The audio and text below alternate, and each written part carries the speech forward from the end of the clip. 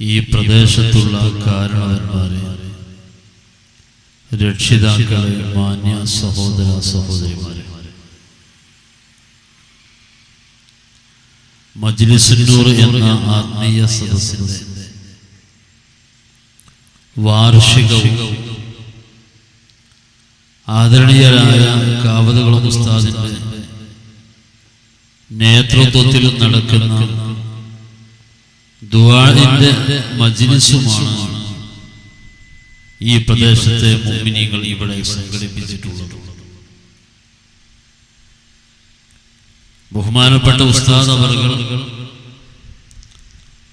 വളരെ നേരത്തെ തന്നെ ഇൻഷാ അല്ലാഹ് ഇവിടെ എത്തിച്ചേരും എന്ന് അറിയിച്ചിട്ടുണ്ട്.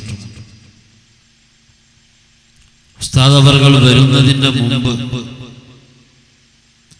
ഏതാനും ചില കാര്യങ്ങൾ വിശദീകരിക്കാതെ ദീർഘിപ്പിക്കാതെ ഈ സദസ്സിൽ നിങ്ങളുമായി പങ്കുവെക്കുക എന്നുള്ളതാണ് ഞാനിവിടെ ഉദ്ദേശിക്കുന്നത്. സുദീർഘമായ ഒരു പ്രഭാഷണത്തിലേക്കോ ഒരു വിഷയാവതരണത്തിലേക്കോ നീങ്ങുകയല്ല. മഹാന്മാരാകുന്ന ബദരീങ്ങളുടെ ഇസ്മുകൾ ചൊല്ലുന്നതിന്റെ മുമ്പ് ഈ മജ്ലിസിൽ വെച്ച് നമുക്ക് ചില നല്ല കാര്യങ്ങൾ പഠിക്കാൻ കഴിയും. അല്ലാഹു സുബ്ഹാനഹു വ തആല ഇഷ്ടപ്പെട്ട ആളുകൾ അഥവാ സ്വർഗത്തിന്റെ അഹ്ലുകാർ, അവരെ കുറിച്ച് പറയുക, അവരെ കുറിച്ച് കേൾക്കുക എന്നുള്ളത് ഈമാനുള്ളവനെ സംബന്ധിച്ചിടത്തോളം അതൊരു സന്തോഷമുള്ള കാര്യമാണ്. ഒരിക്കലും നരകക്കാരെ കുറിച്ചല്ല കേൾക്കേണ്ടത്. ഒരു മനുഷ്യന്റെ ഹൃദയത്തിനകത്ത് നരകത്തിൽ കിടക്കുന്ന ആളുകളെ കുറിച്ച് കേൾക്കാനോ അറിയാനോ അല്ല ആഗ്രഹം ഉണ്ടാകേണ്ടത്. സ്വർഗത്തിന്റെ അഹ്ലുകാരെ കുറിച്ച് അഥവാ അല്ലാഹു ഇഷ്ടപ്പെട്ടിട്ടുള്ള, ആരംഭ റസൂലുള്ളാഹി സ്വല്ലല്ലാഹു അലൈഹി വസല്ലം തങ്ങൾ ഇഷ്ടപ്പെട്ടിട്ടുള്ള ആളുകൾ, അവരെ പറയുക, അവരെ കേൾക്കുക, അവരെ കുറിച്ച് ആലോചിക്കുക, അതൊക്കെ ഒരു വലിയ സന്തോഷം. അതുകൊണ്ട് ഈ മുബാറക്കായ സദസ്സിൽ അല്ലാഹു ഇഷ്ടപ്പെട്ട മഹാരഥന്മാർ ഒരാളോട് പോലും അല്ലാഹുവിന് വെറുപ്പില്ല. അത്രയും മഹത്വമുള്ള ആളുകളുടെ പേരുകളാണ് നമുക്ക് ചൊല്ലാനുള്ളത്. കേവലം നാവുകൊണ്ട് കുറഞ്ഞ ആളുകളെ പേര് പറയൽ മാത്രമല്ല, ആ പറയപ്പെടുന്ന മഹാരഥന്മാരോട് ഹൃദയത്തിനകത്ത് വലിയ ബഹുമാനം കടന്നു വരികയാണ്. അവരോട് വലിയ സ്നേഹം നമുക്ക് ലഭിക്കുകയാണ്. ഇന്ന് ഇവിടെ പറയാൻ പോകുന്ന മഹാന്മാർ ആരൊക്കെയാണ്? സയ്യിദുനാ മുഹമ്മദുർ റസൂലുള്ളാഹി സ്വല്ലല്ലാഹു അലൈഹി വസല്ലമ തങ്ങളാണ്.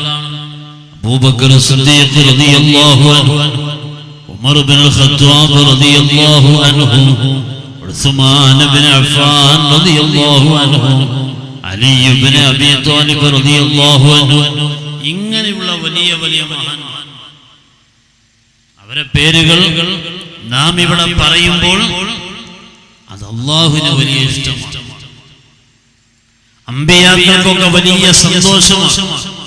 അല്ലാഹു ഇഷ്ടപ്പെട്ട ആരിഫീങ്ങൾ, അതുപോലെ ആശിഖീങ്ങൾ, മഹാന്മാരാകുന്ന സ്വാലിഹീങ്ങൾ, ജിന്നിലും ഇൻസിലുമുള്ള മഹാരഥന്മാർ, മലക്കുകളിലും മനുഷ്യരിലുമുള്ള മഹാന്മാർ, എല്ലാവർക്കും വലിയ സന്തോഷമാണ് ബദരീങ്ങളുടെ ഇസ്മുകൾ പറയുന്നത്. ആ മഹാന്മാരുടെ പേരുകൾ പറയാനാണ് എല്ലാവർക്കും താല്പര്യം. ഏതു ഘട്ടത്തിലാണെങ്കിലും അല്ലാഹുവിലേക്കൊന്ന് കരങ്ങൾ ഉയർത്തി ദുആ ചെയ്യാൻ വേണ്ടി ഈമാനുള്ളവർ തയ്യാറാകുമ്പോൾ മഹാന്മാരാകുന്ന ബദരീങ്ങൾപ്പെട്ട ഏതാനും ആളുകളെ പേരെങ്കിലും പറയാതെ ദുആ ചെയ്യാം. ഇപ്പോൾ ദുആയിൽ പുരുഷന്മാരെ പരിചയപ്പെടുത്തേണ്ടതില്ല. വെള്ളിയാഴ്ച ജുമുഅക്ക് ഖുതുബ നിർവഹിക്കുമ്പോൾ ഒരു ദുആ നടത്താറുണ്ട്. കേവലം ഒരു ദുആ എന്ന് പറഞ്ഞു പോയാൽ പോരാ. اللهم اغفر للمؤمنين والمؤمنات والمسلمين والمسلمات الأحياء منهم والأموات. ആരംഭ റസൂലുള്ളാഹി സ്വല്ലല്ലാഹു അലൈഹി വസല്ലം തങ്ങൾ ദുആ ചെയ്തത് തന്നെയാണ്. അതേ ദുആ ഇന്ന് ഖുതുബയിൽ നിർവഹിക്കും. ഖുതുബയിലാണെങ്കിലും പരിശുദ്ധമായ ദുആ നിർവഹിക്കുന്നത് വെറുതെ നിർവഹിക്കുന്ന ഒരു കാര്യമല്ല. അത് ജുമുഅയുടെ ഖുതുബ സ്വഹീഹാകാൻ അനിവാര്യമാണ്. ദുആ നടത്തിയില്ലെങ്കിൽ ഖുതുബ സ്വഹീഹല്ല. ആ തരത്തിൽ ഓരോ മഹല്ലിലും നിർബന്ധമായി നിർവഹിക്കപ്പെടുന്ന പരിശുദ്ധമായ ജുമുഅയുടെ സ്വീകാര്യതയ്ക്ക് ആവശ്യമുള്ള ഖുതുബ സ്വഹീഹാകാൻ ആവശ്യമാകുന്ന പരിശുദ്ധമായ ദുആ. ഈ ദുആ നിർവഹിക്കുന്നതിന്റെ മുമ്പ് ബഹുമാനപ്പെട്ട ഖതീബ് അവർകൾ പറയുന്നത് നിങ്ങൾ ശ്രദ്ധിച്ചിട്ടില്ലേ? മറ്റന്നാൾ വെള്ളിയാഴ്ച പള്ളിയിൽ പോകുമ്പോൾ കാരണന്മാരൊക്കെ ഒന്ന് ശ്രദ്ധിക്കാം.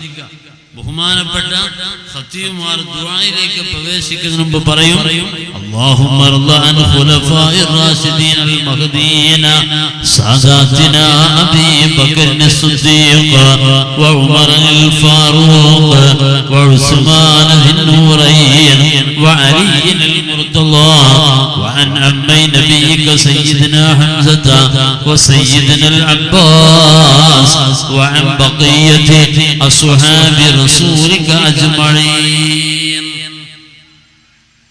اللهم اغفر للمؤمنين والمؤمنات.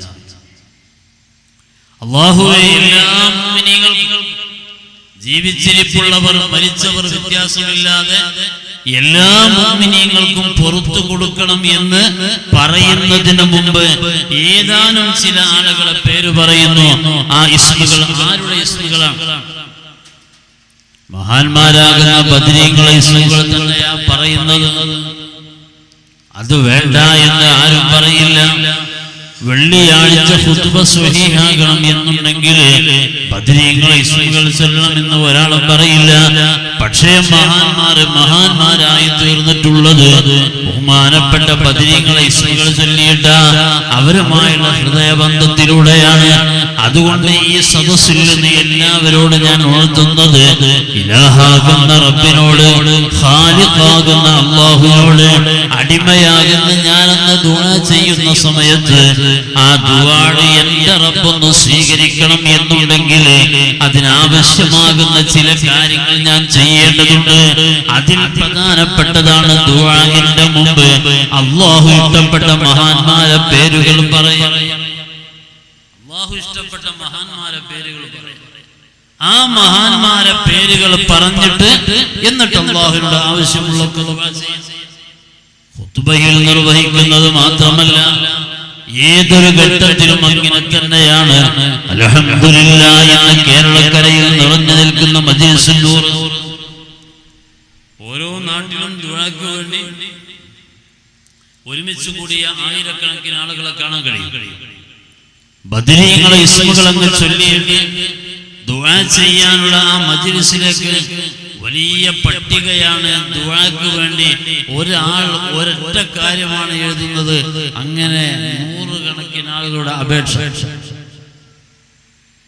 എന്നാൽ ഈ കാര്യങ്ങളൊക്കെ റബ്ബിനോടൊന്ന് പറയാൻ മനസ്സിന്റെ നീറുന്ന വേദനകളൊന്ന് റബ്ബിനോട് പറയാൻ, എന്റെ ശരീരത്തിന്റെ ഘടന ആ പരിശുദ്ധമായ റബ്ബിന്റെ ബറക്കത്ത് എന്റെ ശരീരത്തിന് ലഭിക്കാൻ, ആഫിയത്ത് ലഭിക്കാൻ, അങ്ങനെയുള്ള ഏത് കാര്യവും റബ്ബിനോട് ദുആ ചെയ്യുകയാണെങ്കിൽ മജ്‌ലിസുൻ നൂറിന്റെ സദസ്സിലേക്ക് ആളുകൾ വെറുതെ കടന്നു വരുന്നതല്ല. അന്നദ്ദുആ, നിശ്ചയം അല്ലാഹുവിനോട് ഒരാൾ നിർവഹിക്കുന്ന ദുആ മുസ്തജാബുൻ, ആ ദുആ അല്ലാഹു സ്വീകരിക്കും. ഇൻദ ദിക്രി അസ്മാഇ. ബദരീങ്ങളുടെ പേരുകൾ ചൊല്ലിയിട്ടാണ് ഒരാൾ അല്ലാഹുവിനോട് ദുആ ചെയ്യുന്നതെങ്കിൽ ആ ദുആ അല്ലാഹു തട്ടിക്കളയും. അതുകൊണ്ടാണ് സിദ്ദീഖ് തങ്ങളുടെ പേരൊക്കെ പറയുന്നത് ഖുതുബയിൽ വരെ. അതുകൊണ്ടാണ് നമ്മുടെ ദുആയിലൊക്കെ മഹാന്മാരെ പേരുകൾ പറയുന്നത്.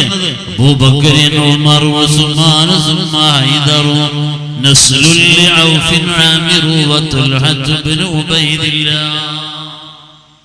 അങ്ങനെ മഹാന്മാരുടെ പേരുകൾ പറഞ്ഞിട്ട് നമുക്ക് ആവശ്യമുള്ളത് അള്ളാഹുവിനോട് നമുക്ക് ദുആ ചെയ്യണം. അതിനുള്ളതാണ് ഈ മജ്‌ലിസ്, അതിനുള്ളതാണ്. ഒരു വർഷമായി ഇവിടെ നടന്നു വരുന്ന ഈ മുബാറക്കായ മജ്‌ലിസിന്റെ വാർഷികം ഇന്ന് നടക്കുമ്പോൾ ഈ വാർഷികത്തിൽ വെച്ച് ചില നല്ല കാര്യങ്ങൾ നമുക്കുള്ള പഠിക്കാനും, എന്നിട്ട് ആ നല്ല കാര്യങ്ങളൊക്കെ നമ്മുടെ ജീവിതത്തിലേക്ക് പകർത്താൻ വേണ്ടി അല്ലാഹുവിനോട് തൗഫീഖിന് വേണ്ടി ദുആ ചെയ്യണം. ദുആഇന്റെ മുമ്പ് ബഹുമാനപ്പെട്ട ബദരീങ്ങളെ ഇസ്മുകൾ ചൊല്ലുകയും വേണം. അങ്ങനെയാണ് മജ്‌ലിസുൻ നൂർ എന്ന് പറയുന്ന ഈ സദസ്സ് ക്രമീകരിച്ചിട്ടുള്ളത്. ആ പരിശുദ്ധമായ ക്രമം ഇവിടെ നിങ്ങൾ വാർഷികത്തിലേക്ക് എത്തി നിൽക്കുമ്പോൾ നിങ്ങളെ പറഞ്ഞ് പരിചയപ്പെടുത്തേണ്ട ആവശ്യം ഉണ്ടായിട്ടില്ല. പിന്നെ എന്തിനാണ് ഞാനൊരു ക്രമം ഇവിടെ സ്വീകരിക്കുന്നത്? എന്തിനാണ് ആ ഒരു ക്രമം? ആരംഭ റസൂലുള്ളാഹി സ്വല്ലല്ലാഹു അലൈഹി വസല്ലമ തങ്ങൾ എന്താണ് നിങ്ങൾക്ക് കൊണ്ടുവന്നിട്ടുള്ളത്? വമാ ആതാകുമുർ റസൂൽ, അല്ലാഹുവിന്റെ റസൂൽ എന്താ കൊണ്ടുവന്നിട്ടുള്ളത്? ഫഖുദൂഹു, ആ പറഞ്ഞതിനെ മുഴുവനും മുറുകെ പിടിക്കുക. ഒന്നുപോലും വിടാതെ അല്ലാഹു റബ്ബുൽ ഇസ്സത്ത് നമുക്ക് കൊടുത്തയച്ച കാര്യങ്ങൾ അല്ലാഹു റബ്ബുൽ ഇസ്സത്ത് മുസ്തഫായ നബി സല്ലല്ലാഹു അലൈഹി വസല്ലം തങ്ങളിലൂടെ ബോധ്യപ്പെടുത്തിയ വിഷയങ്ങൾ, അതൊക്കെ നമ്മുടെ ജീവിതത്തിൽ പകർത്തുക.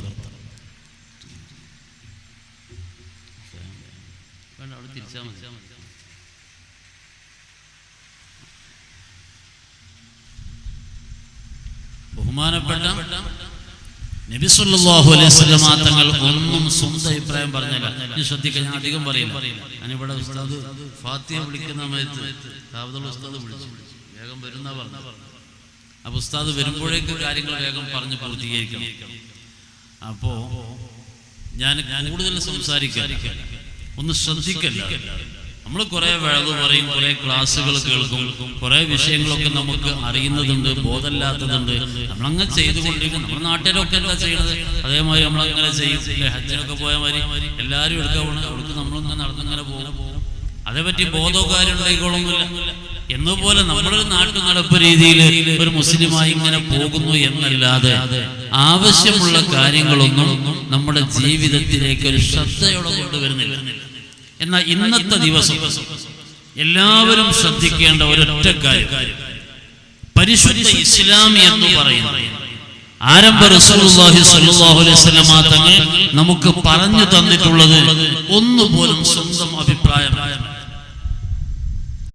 ഞാൻ അഥവാ മുഹമ്മദുർ റസൂലുള്ളാഹി സ്വല്ലല്ലാഹു അലൈഹി വസല്ലം തങ്ങളാണ് ബദരീങ്ങളിൽ ഒന്നാമത്തെ ആള്. വസുഹാബി എന്ന് പറഞ്ഞതിൽ ഏറ്റവും പ്രധാനപ്പെട്ടവരാണ് ബാക്കിയുള്ള 300-ലേറെ വരുന്നവർ. അവർ മുഴുവനും സ്വർഗത്തിന്റെ ആളുകളാണ്. അവരെ പറയാനാണ് നാം ഒരുമിച്ച് കൂടിയിട്ടുള്ളത്. അതുകൊണ്ട് എന്റെ നല്ലവരാകുന്ന മുഅ്മിനീങ്ങളോട് വിശാലമായി വിശദമായി സംസാരിക്കുന്നതിന് പകരം 3 പ്രധാനപ്പെട്ട കാര്യങ്ങൾ ഞാൻ ഇവിടെ പറയുകയാ. എല്ലാവരും ശ്രദ്ധിച്ചോ. എന്തിനാണ് ഈ മജ്‌ലിസിന്റെ ഒരു സദസ്സ്? ഈ സദസ്സിലൂടെ എന്താണ് നേടിയെടുക്കേണ്ടത് എന്നതിലേക്ക് വിരൽ ചൂണ്ടിക്കൊണ്ട് 3 പ്രധാനപ്പെട്ട കാര്യങ്ങളാണ് പറയുന്നത്. ഒന്നാമത്തത് ലാ ഇലാഹ ഇല്ലല്ലാഹ്, പരിശുദ്ധ കലിമത്ത് ചൊല്ലിക്കൊണ്ട്, പരിശുദ്ധ ലാ ഇലാഹ ഇല്ലല്ലാഹ് ചൊല്ലിക്കൊണ്ട് ഈ ലോകത്തോട് എനിക്ക് വിട പറയണം. എന്ന് വിട പറഞ്ഞാലും, എപ്പോൾ വിട പറഞ്ഞാലും, എവിടെ വെച്ച് വിട പറഞ്ഞാലും ലാ ഇലാഹ ഇല്ലല്ലാഹ് ചൊല്ലി മരിക്കാൻ കഴിയണം. അല്ലാഹു നമുക്കൊക്കെ തൗഫീഖ് തരട്ടെ. അത് വെറുതെ കിട്ടൂല, ആ അവസരം വെറുതെ കിട്ടൂല. അത് അല്ലാഹു അവന്റെ ഔലിയാക്കൾക്ക് കൊടുക്കുന്ന പദവിയാണ്.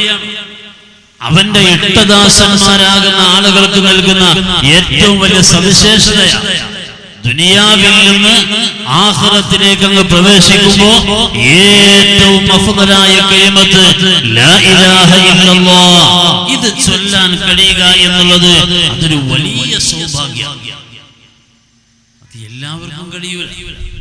മഹാനാകുന്ന ശംസുൽ ഉലമായി ഇ.കെ. ഉസ്താദ് ഖദ്ദസല്ലാഹു സറഹുൽ അസീസ് ലോകത്തോട് വിട പറഞ്ഞപ്പോൾ ലാ ഇലാഹ ഇല്ലല്ലാഹ് എന്തേ മഹാന്മാർക്കൊക്കെ ചൊല്ലാൻ സാധിച്ചു?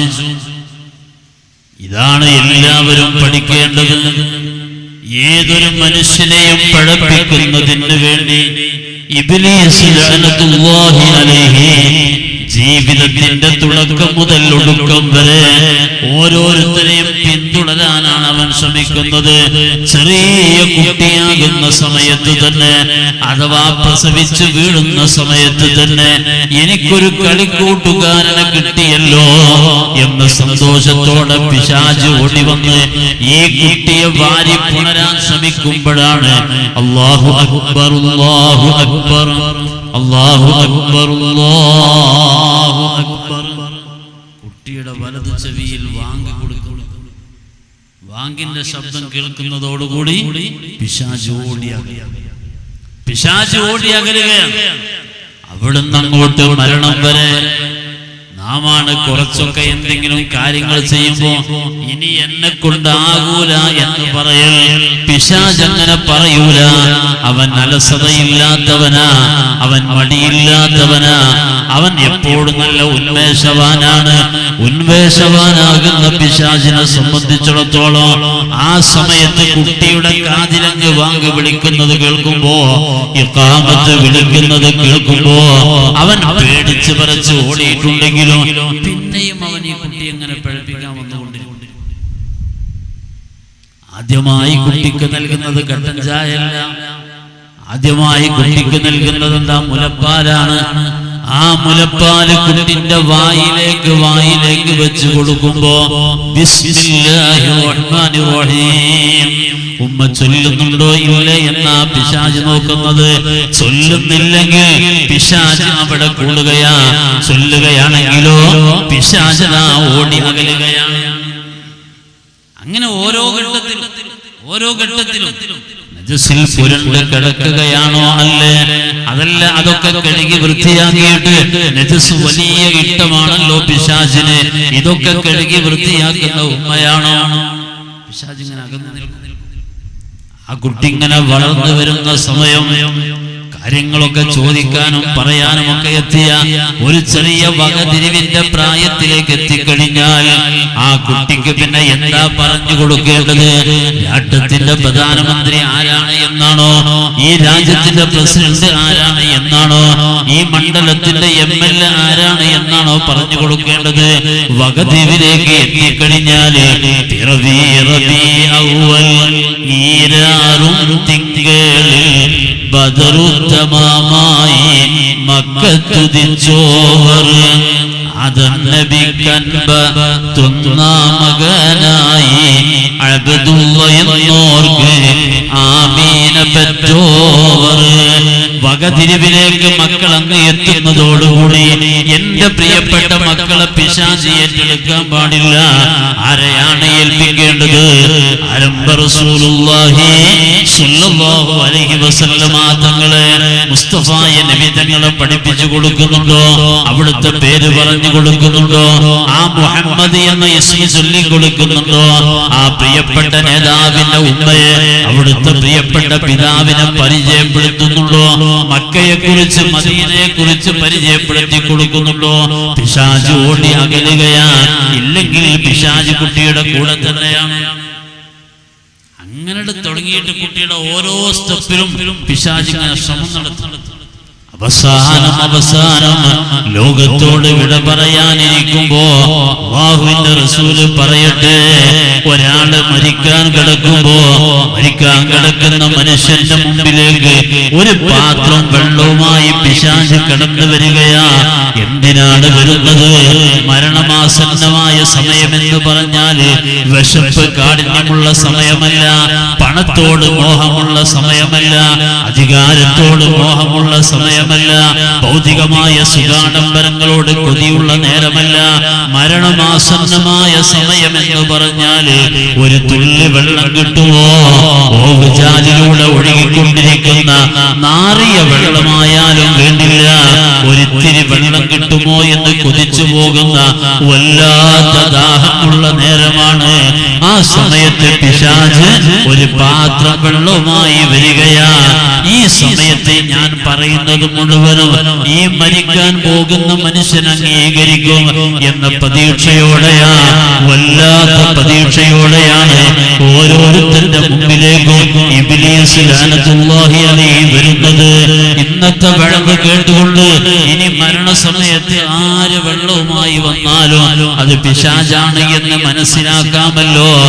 എന്നാലും ഇപ്പോൾ കരുതി പോകണ്ട, വരുന്നത് പിശാചിന്റെ രൂപത്തിലല്ല, പരിചയമില്ലാത്ത ആളെ രൂപത്തിലല്ല, ശത്രുവിന്റെ മുഖത്തോടു കൂടിയല്ല.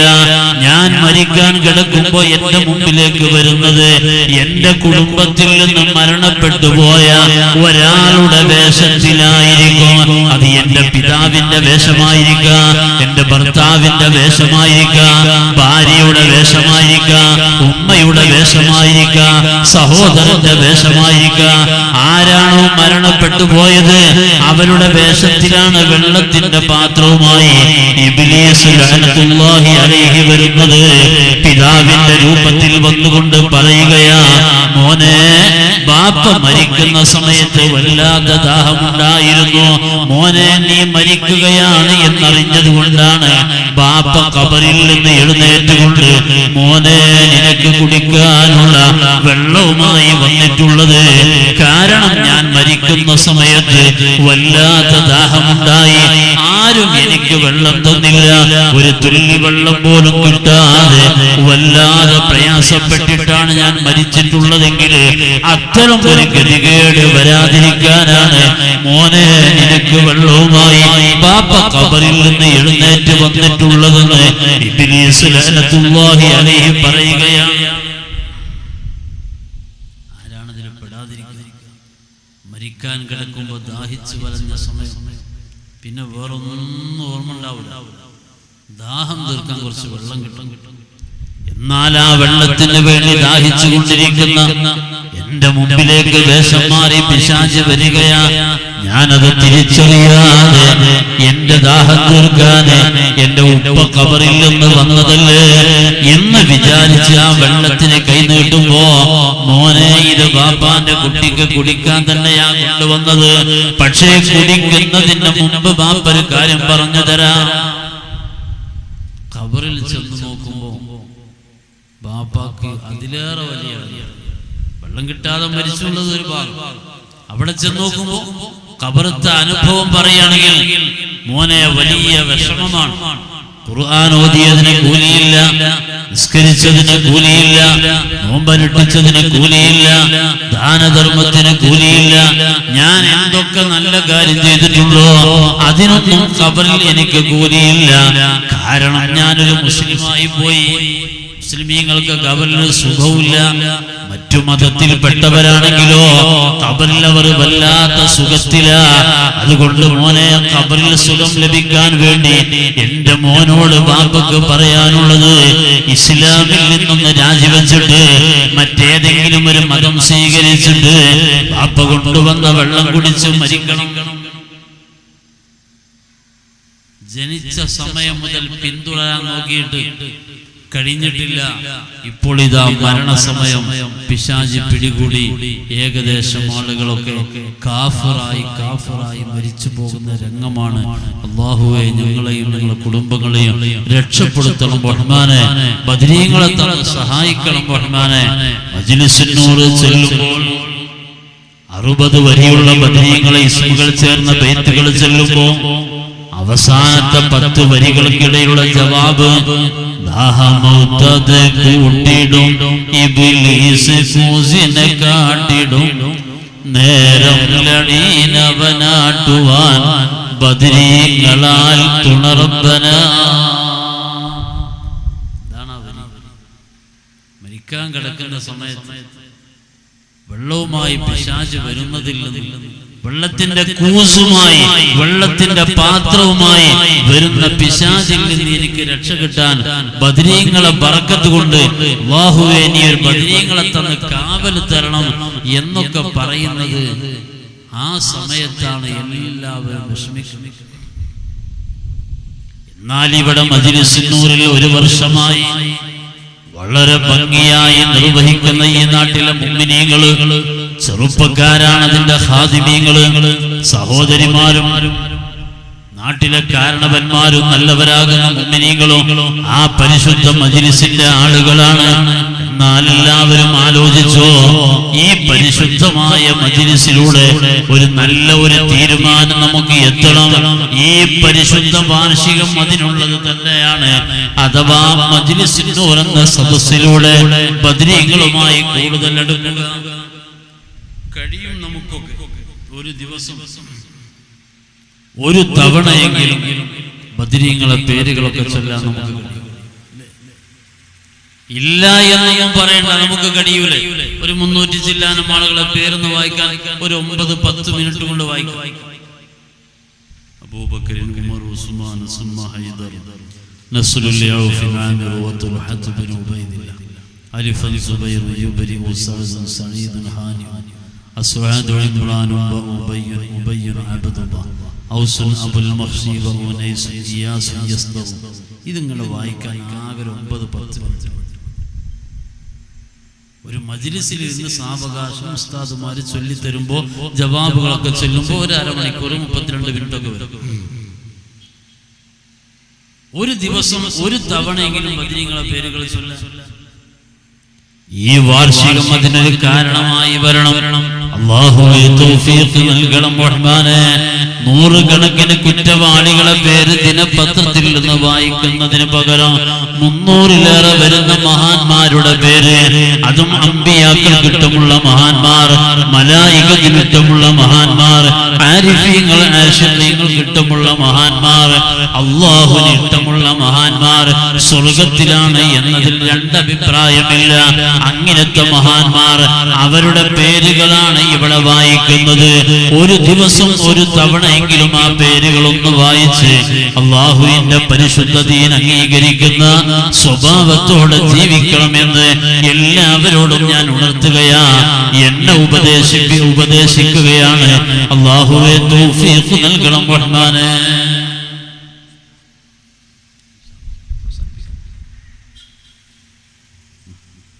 ഞാൻ അവസാനിപ്പിക്കുന്നു. സമീപത്തെത്തിയിട്ടുണ്ട്. 2 ഈ സദസ്സിൽ നിന്ന് 2ാമത് തീരുമാനം. 1 ബദരീങ്ങളെ ഇസ്മുകൾ നമ്മൾ സംസാരിച്ചു. 2ാമത് ഈ സദസ്സിൽ നിന്ന് നമ്മൾ തീരുമാനിക്കേണ്ടത് പരിശുദ്ധ ഖുർആൻ, അല്ലാഹുവിന്റെ കലാമാകുന്ന ഖുർആൻ ആകുന്നത്ര ഒരു ദിവസം നമുക്ക് ഓതാൻ കഴിയണം. ഖുർആനിൽ നിന്ന് നാം അകന്നകന്ന് പോവുകയാണ്. ഖുർആന്റെ പരിഭാഷ നമ്മുടെ വീട്ടിലുണ്ടാകും, ഖുർആൻ പ്രഭാഷണങ്ങൾ വീട്ടിലുണ്ടാകും, ഖുർആനെ കുറിച്ച് നമ്മൾ സംസാരിക്കും. അതൊന്നുമല്ല. ഈ പൂച്ചോലമാട് പ്രദേശത്ത് കടന്നുപോയ കാലഘട്ടങ്ങളിൽ ഉണ്ടായിരുന്ന നമ്മുടെ ഉമ്മമാർ, വല്യമ്മമാർ, നമ്മുടെ പിതാക്കളായി വല്യപ്പമാരായി കടന്നുപോയ ആളുകൾ, അവരൊക്കെ ചെയ്തതുപോലെ ബഹുമാനപ്പെട്ട ഖുർആൻ അത് സ്ഥിരമായി ധാരാളം പാരായണം ചെയ്യണം. ഒരു ദിവസം എത്ര കഴിയും അത്രയോ അങ്ങനെ ധാരാളമായി പരിശുദ്ധ ഖുർആൻ പാരായണം നിർവഹിക്കുന്ന ആളുകളാവണം. എന്തിനാണ് ഇത് പറയുന്നത്? പരിശുദ്ധ ഖുർആന്റെ തണലായി ജീവിച്ച ബദരീങ്ങൾ, അവർ ഈ ലോകത്തോട് വിട പറയുന്നത് വരെ അവരെ സംബന്ധിച്ചിടത്തോളം എല്ലാവർക്കും പരിശുദ്ധ ഖുർആനിൽ മധുരമായിരുന്നു. മറ്റുള്ളവരെ സംസാരമല്ല, അല്ലാഹുവിന്റെ കലാമിനോടാണ് അവർക്ക് ഏറ്റവും വലിയ ഇഷ്ടമുണ്ടായിരുന്നത്. അഫ്ളലുൽ കലാമി കലാമുല്ലാഹ്. ആ ഒരു വിചാരം നമ്മുടെ ഖൽബിലേക്ക് വരണം. അല്ലാഹു റബ്ബുൽ ഇസ്സത്ത് തൗഫീഖ് തരട്ടെ. ഒറ്റ വാക്ക് കൂടി പറയുന്നു, ജീവിതത്തിൽ അറിഞ്ഞുകൊണ്ട് ഹറാം ചെയ്യരുത്. റബ്ബിനിഷ്ടമില്ലാത്ത കാര്യങ്ങളൊന്നും വന്നു പോകരുത്. എല്ലാം നമ്മുടെ ജീവിതത്തിൽ നല്ലത് മാത്രമാവേണ്ടതുണ്ട്. അതുകൊണ്ട് ആണ് പെണ്ണ് വ്യത്യാസമില്ലാതെ, ചെറിയവർ വലിയവർ വ്യത്യാസമില്ലാതെ മഹാന്മാരാകുന്ന സ്വാലിഹീങ്ങളൊക്കെ കാണിച്ചെന്ന അതേ വഴിയിലൂടെ ശിർക്കിലേക്ക് പോകാതെ, കുഫറിലേക്ക് പോകാതെ, ബിദ്അത്തിലേക്ക് പോകാതെ, ഹറാമിലേക്ക് പോകാതെ, ഒരു തെറ്റിലേക്കും പോകാതെ അല്ലാഹുവിനെ ഭയപ്പെട്ട് ജീവിക്കുക, തഖ്വയോടെ ജീവിക്കുക. അല്ലാഹു തൗഫീഖ് പ്രദാനം ചെയ്യട്ടെ. സന്ദർഭത്തിൽ നിന്നൊരു വാക്ക് ഞാൻ പറയുന്നു. ഇന്ന് പലപ്പോഴും രോഗങ്ങളും പ്രയാസങ്ങളും പലതും മനുഷ്യന്മാരല്ലേ, അല്ലാഹു പലതും തരും. അള്ളാഹ് ഇഷ്ടപ്പെട്ട ആൾക്കാർക്ക് നല്ലോണം പ്രയാസങ്ങൾ കൊടുക്കും. എന്നാൽ ഈ പ്രയാസങ്ങളൊക്കെ മനുഷ്യന്മാർക്ക് ഇങ്ങനെ വരുമ്പോ അവിടെ പോയി ഇവിടെ പോയി ശിർക്കിന്റെ കൂടാരത്തിൽ പോയി തെറ്റുകൾ ചെയ്ത് അങ്ങനെ ജ്യോത്സ്യന്മാരും പണിക്കന്മാരുമായിട്ട് അങ്ങനെ ഹറാമിലൂടെ പോയി കുഫ്രിയത്തിലേക്ക് പോയി ദീനിൽ നിന്ന് പുറത്തു പോകുന്ന രീതിയിലേക്ക് മനുഷ്യന്മാരൊക്കെ എത്തിച്ചേരുന്ന അവസ്ഥ ഒന്നും വേണ്ട. നമുക്കൊക്കെ ഏതിനും പരിഹാരം മജ്ലിസുൻ നൂർ പോലാത്ത സ്വലാത്തിന്റെയും ദിക്റിന്റെയും മജ്ലിസ് പോലാത്ത സാദാത്തുക്കളും ആലിമീങ്ങളും സ്വാലിഹീങ്ങളുമാകുന്ന ആളുകൾ, അങ്ങനെയുള്ള ആളുകളൊക്കെ സമീപിച്ച് നമ്മൾ നല്ലവരായി ജീവിക്കുക. അല്ലാഹു തൗഫീഖ് പ്രദാനം ചെയ്യട്ടെ എന്ന് ദുആ ചെയ്ത് സംസാരം അവസാനിപ്പിക്കുന്നു. ഇൻഷാ അല്ലാഹ് ഉസ്താദ് ഉടനെ തന്നെ എത്തിച്ചേരും. നമ്മുടെ ആത്മീയ സദസ്സിന് സമ്പൂർണ്ണമായി ഉസ്താദ് തന്നെ നേതൃത്വം നൽകും. ഇപ്പോൾ നിങ്ങളുടെ കയ്യിലേക്ക് ലഭിക്കുന്ന മധുരം അത് വേഗത്തിൽ കുടിച്ചു തീർത്താൽ നമുക്ക് വേഗത്തിൽ ബദരീങ്ങൾ ഇസ്മുകൾ ആരംഭിക്കാം. അല്ലാഹു റബ്ബുൽ ഇസ്സത്ത് അവൻ പൊരുത്തപ്പെട്ട ഒരു സദസ്സായി ഈ സദസ്സിനെ നമ്മിൽ നിന്ന് സ്വീകരിക്കട്ടെ. അല്ലാഹുവേ, ഈ സദസ്സ് കാരണം രണ്ട് ലോകത്തും ഞങ്ങൾക്ക് ഖൈർ വിധിക്കണം റഹ്മാനെ. അല്ലാഹുവേ, ഈ സദസ്സ് ഒരു ഇജാബത്തുള്ള സദസ്സാക്കി തരണം റഹ്മാനെ. ആമീൻ.